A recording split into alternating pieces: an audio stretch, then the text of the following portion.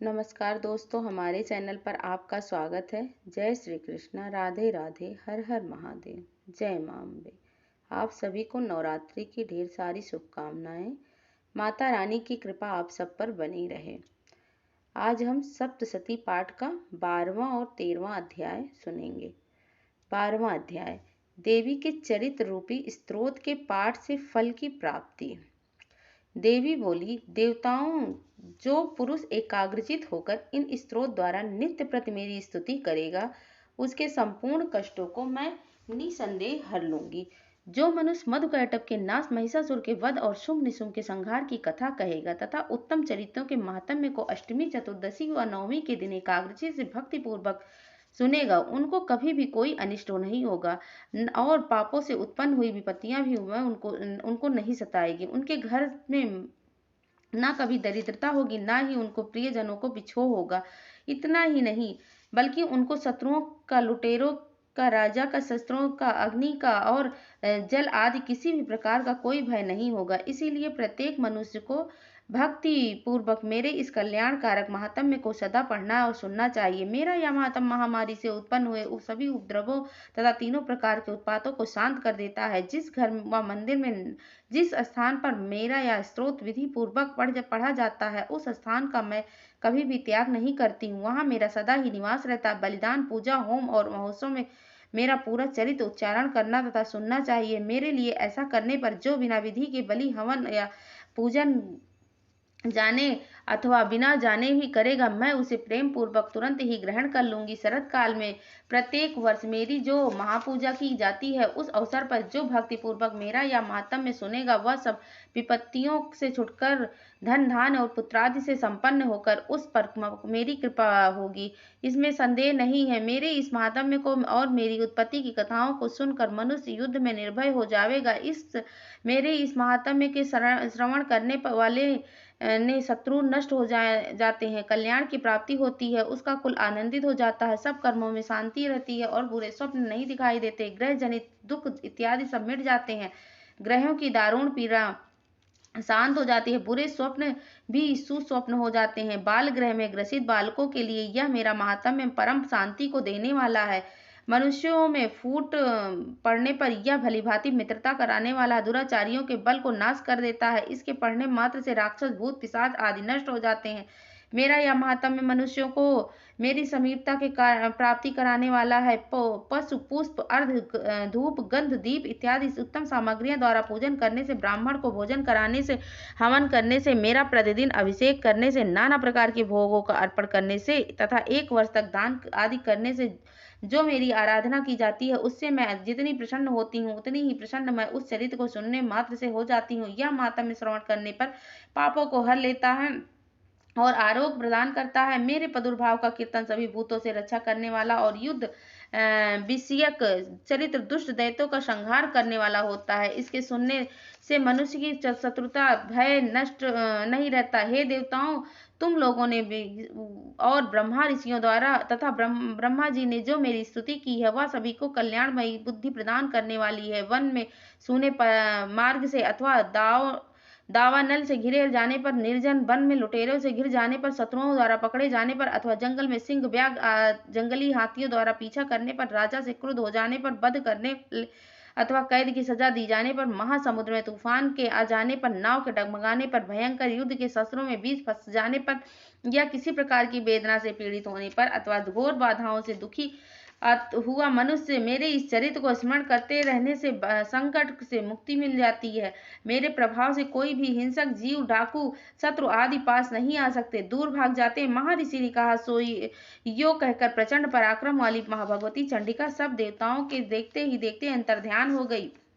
समझ देवता अपने शत्रुओं के मारे जाने पर निर्भय होकर पहले की भांति यज्ञ भाग उपभोग करने लगे। उन सबको अपने अपने अधिकार फिर से प्राप्त हो गए। युद्ध में देवताओं के शत्रु पराक्रमी, महापराक्रमी शुंभ और निशुंभ के देवी के हाथों मारे जाने पर बाकी बचे हुए राक्षस पाताल लोक चले गए। हे राजन, इस प्रकार भगवती बार बार प्रकट होकर इस जगत की रक्षा करती रही। वही विश्व को मोहित करती रही, जन्म देती रही और प्रार्थना करने पर प्रसन्न होकर समृद्धि प्रदान करती है।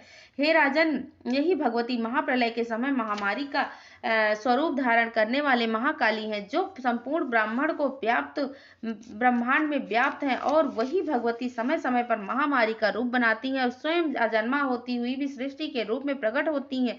वही सनातनी देवी समय समय पर सब प्राणियों की रक्षा करती हैं और वह देवी मनुष्य की उन्नति के समय घर में लक्ष्मी का रूप धारण कर स्थित हो जाती हैं, तथा वह अभाव के कारण समय दरिद्रता का रूप धारण कर विनाश का कारण बन जाती हैं। पुष्प, धूप और गंध आदि सामग्री से पूजा करके उनकी स्तुति करने पर वही देवी धन, पुत्र आदि देती हैं और धर्ममय बुद्धि प्रदान करते हुए शुभ गति प्रदान करती हैं। जय मां अम्बे। 13वां अध्याय। राजा सुरत और वैश्य को देवी का वरदान।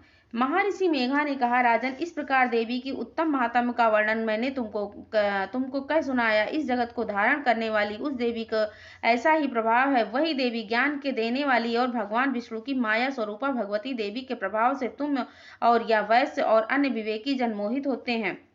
पहले भी मोहित थे और भविष्य में भी मोहित होंगे। हे राजन, तुम उसी परमेश्वरी की शरण में जाओ, क्योंकि वही भगवती आराधना करने पर मनुष्य को भोग, स्वर्ग और मोक्ष आदि प्रदान करती है। मार्कंडेय ने कहा, महर्षि मेघा की यह बात सुनकर राजा सुरत ने उत्तम व्रत करने वाले मेघा ऋषि को प्रणाम किया। राजा के ममता स्वरूपी राज्य के छिन जाने के कारण उनके मन में अत्यंत ग्लानि हो गई थी। अतः वह राजा और वैश्य दोनों तपस्या के लिए वन के लिए चले गए। नदी के तट पर आसन लगाकर भगवती के दर्शन के लिए तपस्या करने लगे। दोनों देवी सुक्ति व जप करते हुए नदी के तट पर देवी की मूर्ति बनाकर पुष्प, धूप, दीप, हवन, तर्पण द्वारा उनका पूजन करने लगे। पहले उन्होंने थोड़ा थोड़ा करके आहार से कम कर दिया, फिर बिल्कुल निराहार रहकर भगवती में मन लगाकर एकाग्रता पूर्वक उनकी आराधना करने लगे। वे दोनों बलि के समय अपने शरीर के रक्त या देवी की बलि देते हुए 3 वर्ष तक लगातार भगवती की आराधना करते रहे। अब तो प्रसन्न होकर जगत की पालन करने वाली चंडिका ने उनको प्रत्यक्ष दर्शन देकर, हे राजन तथा अपने कुल को प्रसन्न करने वाले वैश्य, तुम दोनों जिस अभिष्ट की प्राप्ति के लिए मेरी प्रार्थना करते रहे हो, मुझसे मांगो, मैं तुमको सब कुछ दूंगी, क्योंकि मैं तुम पर अत्यंत प्रसन्न हूँ। मार्कंडेय जी कहते हैं, यह सुनकर राजा ने अगले जन्म में नष्ट न होने वाले अखंड राज्य और जन्म में बलपूर्वक अपने शत्रुओं को नष्ट करने के पश्चात अपना राज्य पुनः प्राप्त करने के लिए भगवती से वरदान मांगा। और उस बुद्धिमान वैश्य ने, जिसका चित्त संसार की ओर से विरक्त हो चुका था, भगवती से अपनी ममता और अहंकार रूप आसक्ति को नष्ट कर देने के लिए ज्ञान मांगा। देवी ने कहा, हे राजन, तुम शीघ्र ही अपने शत्रुओं को मारकर पुनः अपना राज्य प्राप्त कर लोगे और तुम्हारा राज्य स्थिर रहने वाला है।